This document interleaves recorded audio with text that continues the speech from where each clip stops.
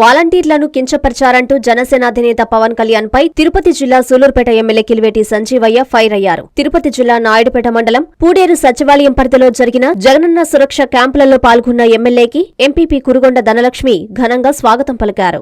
జగనన్న సురక్ష క్యాంపులో నవరత్నాలకు అర్హులైన వారికి సర్టిఫికేట్లను ప్రజాప్రతినిధులు కామిరెడ్డి రాజారెడ్డి, తమ్మిరెడ్డి సుబ్రహ్మణ్యం రెడ్డి, కలికి మాధవరెడ్డితో కలిసి ఎమ్మెల్యే సంజీవయ్య అందజేశారు.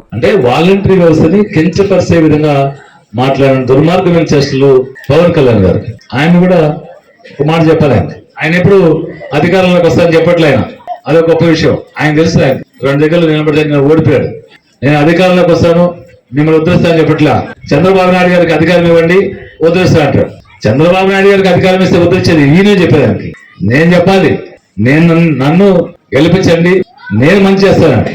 ఎవరు ఇప్పుడు దాకా మంచి చేయలేని వ్యక్తి చంద్రబాబు నాయుడు గురికి ఈయన సర్టిఫికేట్ ఇస్తాడు. కాబట్టి మీరందరూ గమనించండి, మాయ మాటలు నమ్మద్దు. ఎవరైతే మంచి చేస్తున్నారో, ఎవరైతే పేదవాడిని గొప్పగా తీసుకోవాలని ఆలోచన చేస్తారో వాళ్ళకి మీ సహకారం ఉండాలి. 2 అద్భుతమైన వ్యవస్థలు తీసుకొచ్చి, గ్రామ స్వరాజ్యం తీసుకొచ్చి, పాలనని సులువు చేసి, ఈ పరిపాలనని ప్రజల ముంగటికే తీసుకొచ్చి, ప్రజల ఇంటి వద్దకు తీసుకొచ్చి చక్కటి సుపరిపాలనని అందించే కార్యక్రమాన్ని జగన్మోహన్ రెడ్డి గారు చేశారు. జగన్మోహన్ రెడ్డి గారు చేశారు. ఎందుకంటే ఎక్కడైతే సాంకేతిక లోపాల వల్ల, చిన్న చిన్న పొరపాట్ల వల్ల ప్రజలకి ఇంకా కొన్ని కార్యక్రమాలు మిగిలిపోయినాయో, మరి ఒక సుపరిపాలన జరుగుతామని ఆ సుపరిపాలనలో ఒక సువర్ణ అధ్యాయం మళ్ళీ ఏది సురక్ష. రాష్ట్ర